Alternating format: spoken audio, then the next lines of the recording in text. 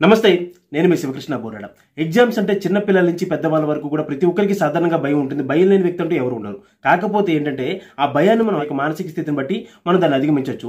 దాని గురించి ఈ రోజు కొన్ని విషయాలు మనం తెలుసుకుందాం. మనందరికీ తెలిసిందే కావచ్చు, మరొకసారి మనం తెలుసుకుందాం, పిల్లలకు కూడా తెలియజేద్దాం. అందులో మొట్టమొదటిది ఫియర్.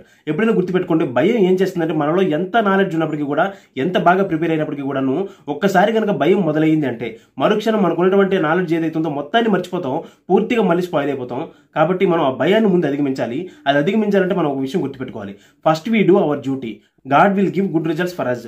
సో నేను చెప్పదలుచుకుంది ఏంటంటే మనం మన యొక్క ప్రయత్నం ఏదైతే ఉందో అది మనం చేస్తే భగవంతుడు మంచి రిజల్ట్ మనకి ఇస్తారు. కాబట్టి మనం దాని గురించి ఎక్కువగా ఆలోచించకూడదు, ఎక్కువ భయపడకూడదు. మనం చేయాల్సింది, మనం ఇంతవరకు కూడా ఏదైతే ప్రిపేర్ అయ్యామో అది ఎంత మాత్రం భయం లేకుండా మనం పేపర్ మీద పెట్టగలిగినట్టయితే ఖచ్చితంగా మంచి రిజల్ట్ వస్తుంది. దాని గురించి మీరు రిజల్ట్ గురించి ఆలోచించకండి, లేనిపోయిన భయాలు పెట్టుకోకండి.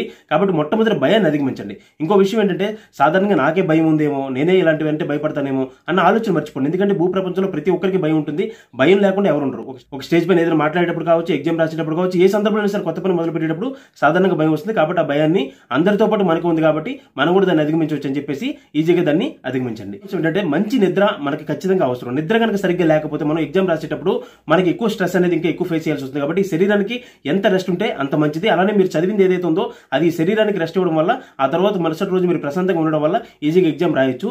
రెండోది ఏంటంటే మనం ఫుడ్ ఏదైతే ఉంది, ఈ ఎగ్జామ్ రోజు కావచ్చు, ముందు రోజు కావచ్చు, మంచి ఫుడ్ మాత్రమే తీసుకోండి. ఎప్పుడైనా సాత్విక ఆహారమే తీసుకోండి. లేనిపోయినటువంటి హార్ట్ ఫుడ్స్ ఏవి కూడా పేరెంట్స్ కావచ్చు, పిల్లలు కావచ్చు, పిల్లల పొరపాటున ఇంద్రియ నిగ్రహాన్ని కంట్రోల్ చేసుకోలేక వాళ్ళు కావాలన్నా సరే ఆ 2 రోజులు మాత్రం వారికి ఇవ్వకండి. ఫుడ్ విషయంలో మాత్రం పేరెంట్స్ చాలా జాగ్రత్త వహించండి. అలానే మూడో అంశం ఏంటంటే ఎపీరెన్స్. మీరు ఎప్పుడైనా గుర్తుపెట్టుకోండి, ఈ రోజున చాలా మంది పిల్లలు మనం చూసేటప్పుడు చాలా మంది గురువులు కూడా బాధపడేది అదే. వాళ్ళ యొక్క హెయిర్ స్టైల్ కావచ్చు, వాళ్ళ యొక్క డ్రెస్ సెన్స్ కావచ్చు, చాలా దారుణంగా ఉంటుందని చెప్పి చాలా మంది బాధపడుతున్నారు.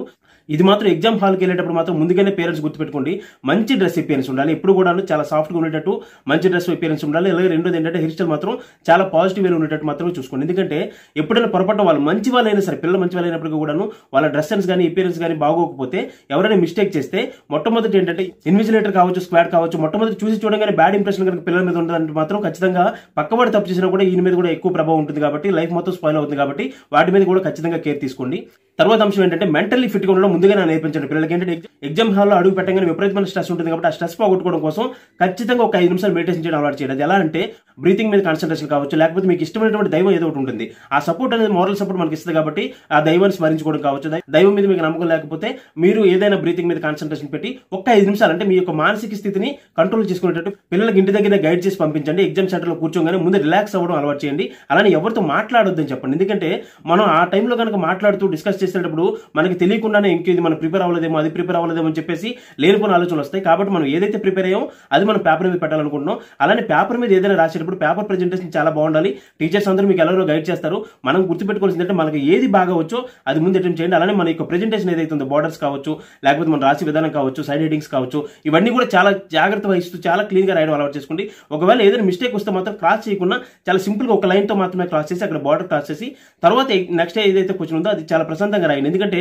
సాధారణంగా ఏదైనా ఒక మిస్టేక్ చేసాం అనుకోండి, వెంటనే భయం చేత ఏం చేస్తామంటే అమ్మో ఇది మిస్టేక్ అయిందంటే మిగతావన్నీ మిస్టేక్స్ వస్తాయేమో, లేకపోతే ఇది మిస్టేక్ కాబట్టి మిగతా మార్క్స్ వేయరేమో అని చెప్పేసి మనం భయపడుతుంటాం. కాబట్టి ఆ భయాన్ని ముందు పోగొట్టుకోండి. ఎందుకంటే మనం ఆల్రెడీ మిస్టేక్ జరిగిపోయింది, ఆ దానివల్ల జరిగే నష్టం అక్కడితో పోవాలి తప్ప కానీ ఇంకా పూర్తిగా ఎగ్జామ్ మొత్తం మీద కూడా మనకు ఆ నష్టం ఉండకూడదు. కాబట్టి మనం ముందుగానే కేర్ తీసుకుని ఏదైనా పొరపాటు మిస్టేక్ జరిగితే అక్కడ క్లోజ్ చేయండి. కొత్తగా మళ్ళీ ఫ్రెష్ మైండ్తో చక్కగా మళ్ళీ అటెంప్ట్ చేయండి. మీకు మంచి రిజల్ట్ అనేది ఖచ్చితంగా వస్తుంది. అందులో ఎటువంటి సందేహం లేదు. అలాగే ఎగ్జామ్ ఎవరైతే కరెక్ట్ చేస్తారో వాళ్ళు ఎప్పుడు కూడాను ఏ మిస్టేక్ అయినా ఆ మిస్టేక్ వరకే చూస్తారు కానీ మొత్తం పేపర్ అంతా కూడా చూడరు. కాబట్టి అలానే ఎక్కువగా ఏదైతే ఫస్ట్ రాస్తారో వాటి మీద ఎక్కువ మంచి ఇంప్రెషన్ ఉంటే మాత్రం తర్వాత కంటిన్యూస్ గా మార్క్స్ అనేవి కూడా చాలా మంచి ఇంప్రెషన్ తో పడతాయి. కాబట్టి అది మాత్రం ఖచ్చితంగా కేర్ తీసుకోండి.